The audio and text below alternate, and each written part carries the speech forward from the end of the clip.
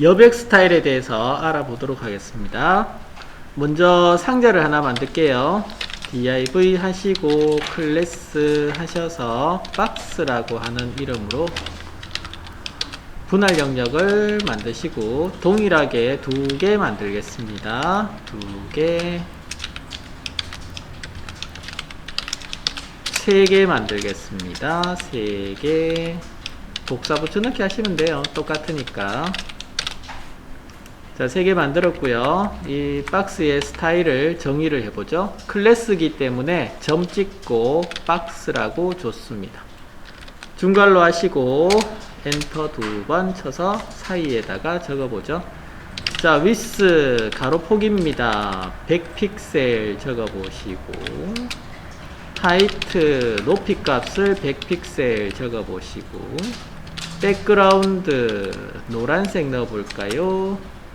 FFD800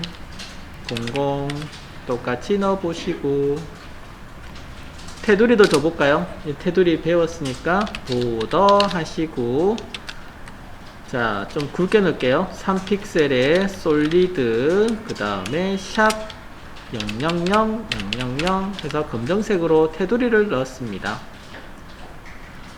자, 이렇게 반듯한 사각형으로 보셔야 여백하고 이런 걸 찾기가 쉬워요. 자, 저장하시고 기본형 값을 여백 주시기 전에 기본형 값을 한번 보시기 바랍니다.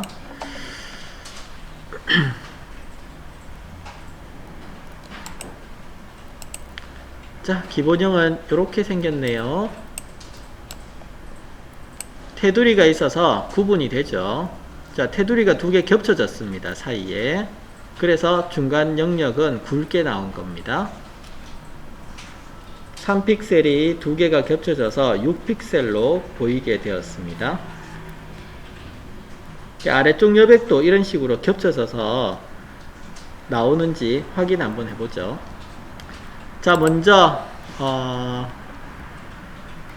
여기에다가 상자의 여백 스타일이라고 한번 적어볼까요? 그러면 글씨가 꽉 차게 나오나 볼까요? 꽉 차게 나왔네요. 예, 상자의 여백 스타일이라고 글씨를 한번 넣어 보십시오. 뭐 볼 거냐 하면 내부 여백 때문에 내부 여백의 관계를 보려고 일부러 글씨를 넣었습니다. 자, 기본값은 왼쪽 정렬이고 위쪽으로 붙어져 있죠. 그리고 보시면 이렇게 보시면은 경계선과 글자가 붙어져 있어요. 그죠? 여백 없이 딱 붙어져 있습니다.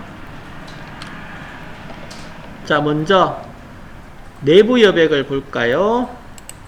내부 여백은 패딩이라고 합니다. 패딩이라는 값을 주시고 먼저 50픽셀만 넣어 보겠습니다.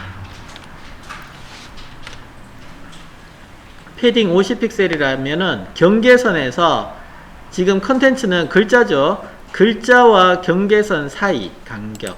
자, 이렇게 글자 컨텐츠 영역이면 가로 크기 100픽셀, 세로 크기 100픽셀의 사각형 영역이 컨텐츠 영역인데 그 컨텐츠 영역에서 부터 경계선, 테두리까지의 간격이 내부 여백입니다. 그래서 위쪽부터 50픽셀, 오른쪽 50픽셀, 아래쪽에 50픽셀, 왼쪽에 50픽셀 간격이 생긴 거예요. 내부 여백을 좀 자세하게 보고 싶은데요 하시면 크롬 브라우저에서 마우스 오른쪽 누르셔서 검사 눌러보시면 검사에서 마우스 이렇게 올려보시면 초록색으로 나오는 것이 초록색 나오는 영역이 내부 여백 영역이고요.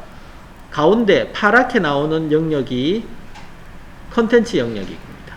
가로 세로 100픽셀 컨텐츠 영역이고 오른쪽에 주황색으로 나오는 부분이 외부 여백이에요. 근데 얘는 블록 태그라서 오른쪽 여백이 꽉 차게 나와져 있는 겁니다. 그리고 상자 모델 보시려면 아래쪽에 자, 스타일 아래쪽에 제일 끝에 내려가시면 이렇게 상자 모델이 있어서 마우스 올려 보시면 해당되는 부분을 다시 확인하실 수가 있을 겁니다. 컨텐츠 영역은 100, 예, 내부 여백 영역은 50, 그리고 테두리 3픽셀, 테두리 3픽셀. 외부 여백은 아직 없어요. 정해진 게 없습니다. 내부 여백 아시겠어요? 내부 여백이고, 내부 여백이 커지면 박스가 더 크게 보여지죠. 그죠? 맞죠? 배경색이 넓어지면서 더 크게 보여졌죠? 자, 외부 여백 줘볼게요. 외부 여백은 마진이라고 합니다. 마진. 역시나 50픽셀 줘보겠습니다. 50픽셀. 마진 50픽셀 주시고, 저장하신 다음에 새로 고침해 보세요.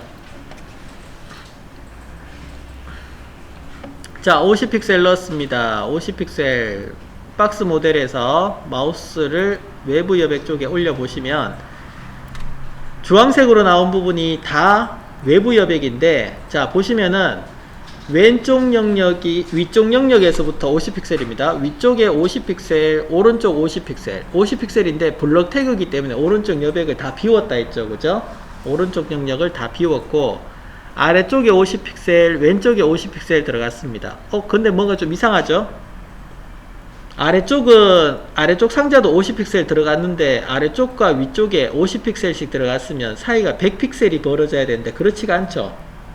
50픽셀 범위만, 자, 요 사이 범위가, 지금 요 사이 범위가 50픽셀만 남았다. 그죠? 위쪽에 있는 사각형의 여백하고 아래쪽에 있는 사각형의 여백 부분이 중첩이 돼요. 마진 중첩이라고 합니다. 외부 여백 중첩.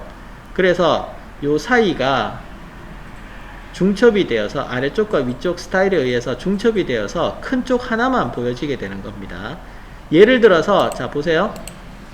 네 가지를 적어 볼게요. 50픽셀 적으시고, 띄우시고, 여기도 50픽셀 동일하게 적어 주시고, 그 다음에 아래쪽 여백을 하나 따로 적어 보겠습니다.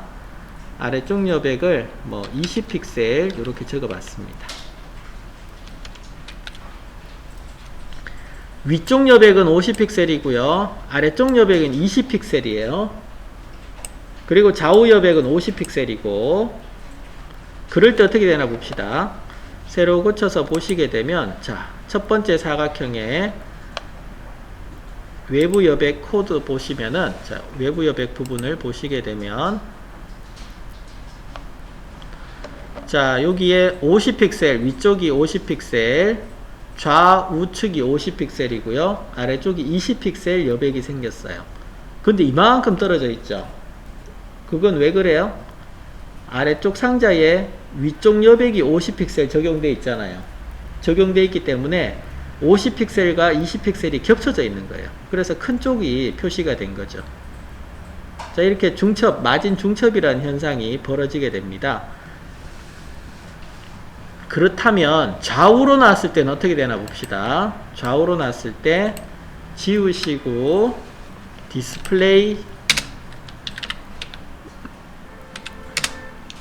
인라인 블럭 적어보죠. 디스플레이 인라인 블럭이라고 넣어주시고 새로 고침해서 보겠습니다. 자, 이렇게 봤을 때 첫 번째 사각형의 테두리 보시면은 첫 번째 사각형의 테두리에 바깥쪽 여백 보시게 되면 지금처럼, 자, 바깥쪽 여백이 이렇게 50픽셀이 적용이 됐어요. 근데 왼쪽에 50픽셀 적용되는데 오른쪽에 상황 보시면 어떻게 됐어요? 오른쪽에 흰색 부분이 또 50픽셀 남아있죠. 그것은 두 번째 있는 사각형에 대한 외부 여백인 거예요. 그래서 지금처럼 수평으로 나왔을 때는 중첩이 일어나지 않고 따로따로 적용이 되어서 요 두 개의 사이 간격이 100픽셀이 벌어졌지만, 세로로 정렬됐을 때는 위쪽과 아래쪽에 있는 개체의 여백을 확인을 해서 큰 쪽 하나만 적용된다는 거, 그게 마진 중첩입니다. 나중에 레이아웃 짜거나 여러가지 우리 상자를 통해서 레이아웃 작성하실 때 이 높낮이 때문에 고민을 많이 하게 될 텐데 꼭 중첩이 일어난다는 거 확인하시기 바랍니다. 그래서 보통 우리 작업할 때 어떻게 주느냐 하면 뭐 위쪽 한쪽만 준다든지 아래쪽 한쪽만 준다든지 그렇게 여백을 정해서 줘요.